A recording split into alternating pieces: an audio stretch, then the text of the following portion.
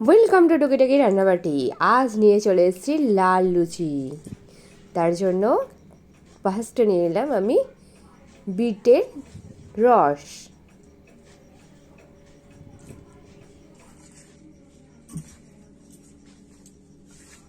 আমি ময়দার মধ্যে নুন, চিনি, ময়ম সমস্ত দিয়ে মিশিয়ে নিয়ে আমি বিটের রস দিয়ে, বিটের রস বলতে আমি বিটটাকে প্রথমে একটু গ্রেট করে নিয়েছিলাম, গ্রেট করে একটু সেদ্ধ করে নিয়েছি। সেদ্ধ করে নিলে কি হয়, বিটের রসটা ভালো, ময়দাটা আমি বেশ ভালো করে ঠেসে নিয়েছি। এবার আমি একটু ময়দাটাকে 10 মিনিট রেস্টে রাখবো।